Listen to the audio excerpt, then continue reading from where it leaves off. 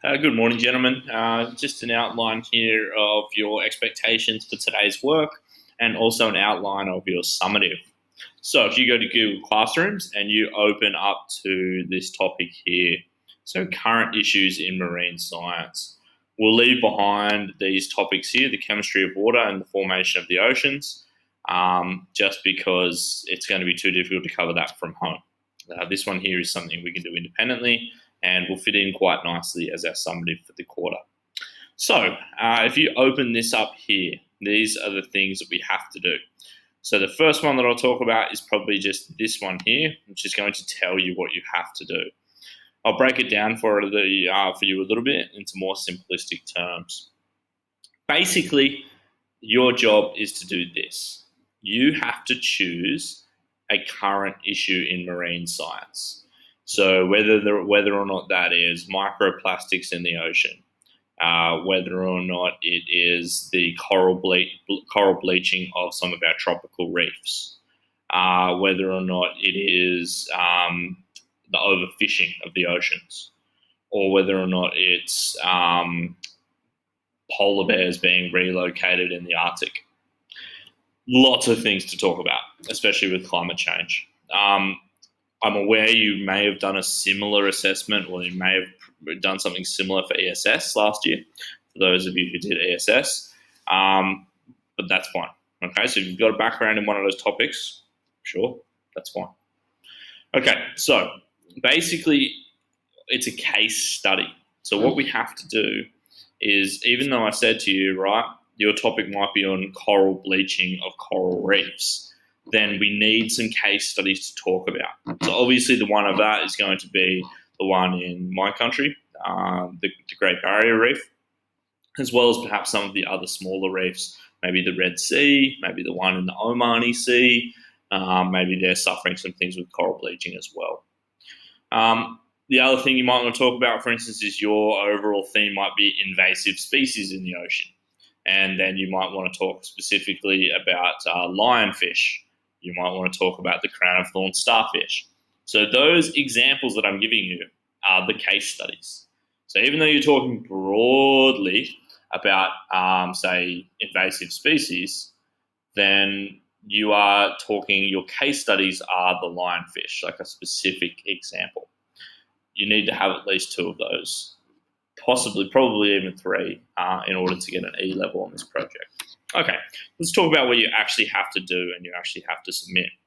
So, as I said to you here, right, this bit here that I'll highlight is the problem-orientated case study method. So that's what we're looking at, right? We're looking at case studies. We're looking at specific things, not the problem. We're looking at the problem broadly overall a little bit, but we're looking at case studies. Okay, let's move down here. So basically, this will just give you an outline of the task. And why can't I move this down? Screen's locked. Okay. So, two things that you actually have to produce. The first one is a paper. So I'm looking for a paper on this topic. It should aim to probably have between 4 to 6 pages in length, as well as I'm hoping between 10 and 15 different references. The more widely you read on this, the better you'll go. A scientific paper can have subheadings. I'll talk about that in a little bit more detail. It's not an essay, okay? Subheadings. You will submit this paper and turn it in, and I'm looking for a similarity index of less than 30% in order to get into the E range. Now, your colleagues who did this same course in semester 1 did pretty much exactly this project. What I've done is I've kept all of their papers. I've got all their papers on Turnitin, and I've also got the topics that they covered. So you won't be able to go to your peers and copy their projects. Okay, I will know. Same with the girls. Okay, we have collated all those assessments and we have copies of them, and they're all on Turnitin. Okay, so just to throw that one out already. Okay, that's the first part. Okay, is the paper. Paper part 1. The next bit is the presentation.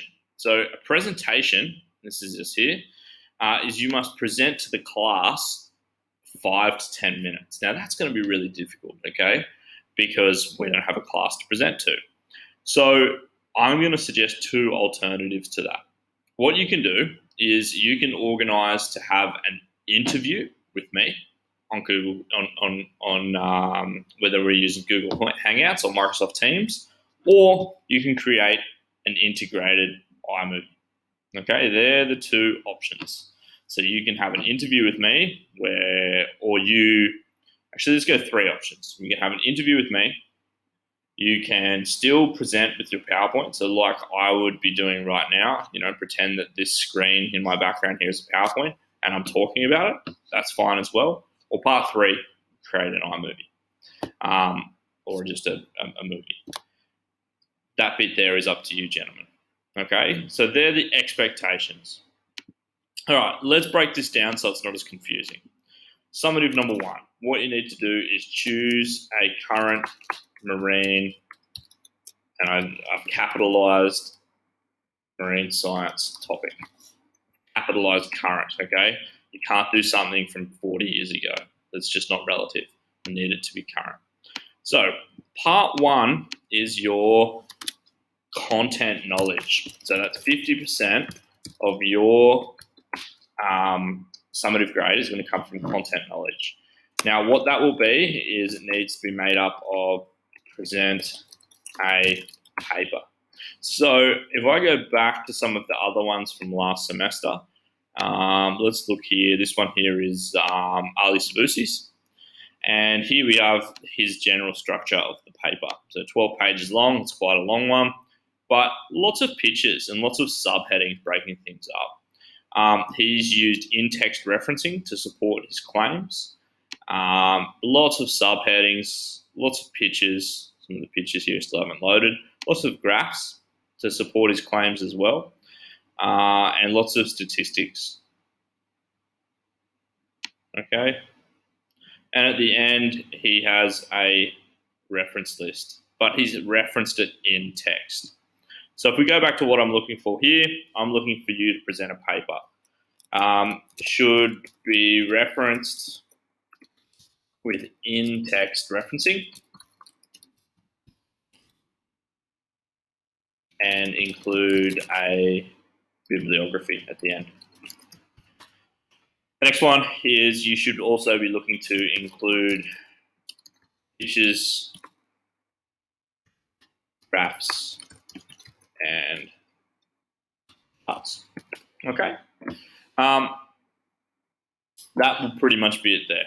Include pictures, graphs, and charts, and subheadings are acceptable. And not only they're acceptable, I would say they're encouraged. It makes it much easier for me to read them. Okay, I'm not an English teacher. I don't love reading essays. Okay, that's the next bit. You'll also be assessed on owning the content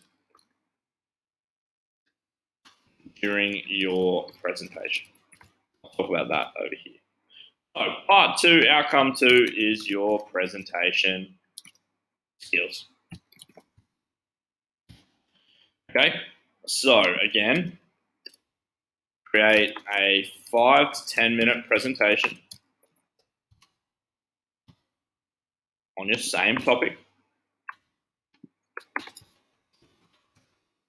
Now, what I suggested was that you could either you could do what I'm doing right now, is you could do a video with PowerPoint. So you could have a PowerPoint and then you could be talking over the top of it, narrating it, doing what you need to do there. That's fine. The thing I'm using at the moment, the application I'm using is called Screencastly. But we could also do this as a Google Hangout. The next one would be an interview, and this would probably be a little bit more difficult.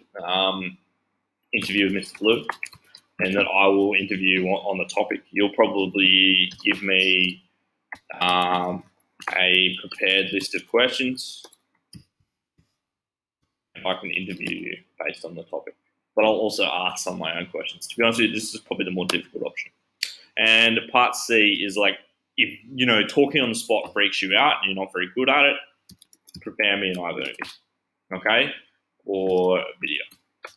Needs to be engaging, because this one, part C, is the one you can pre-prepare. That's going to be the one that I'm going to be looking at the most in terms of how well done it is. Or when are these due? They're due on what did I put it on Google Classrooms? The 6th of April, which gives you 2 weeks.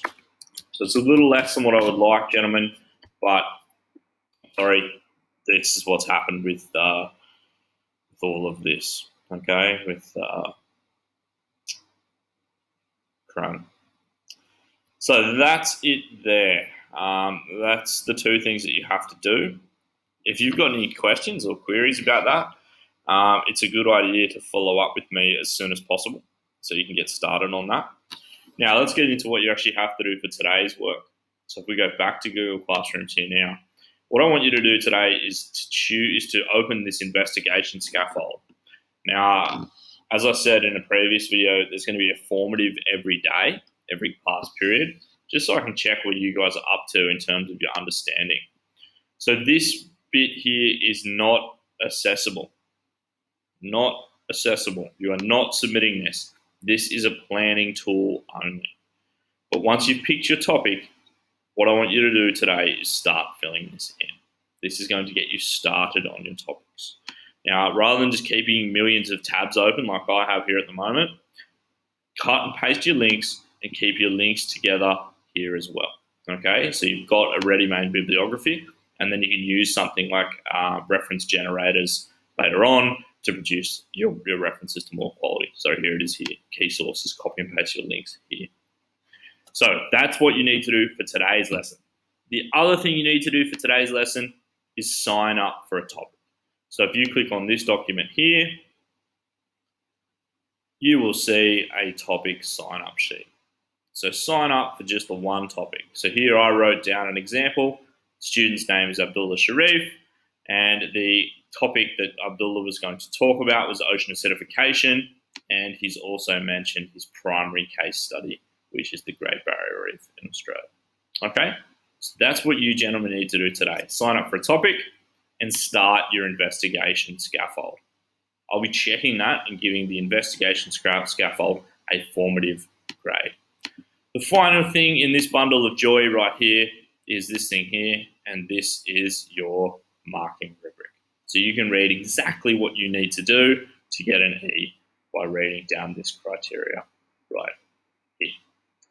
Okay, gentlemen, if you've got any questions on this, please feel free to contact me as soon as possible. As I said, we can organise either a video call, or I'll be happy to answer some of your emails. My office hours tomorrow are between 10 and 12 and 1 and 3. Thank you, gentlemen.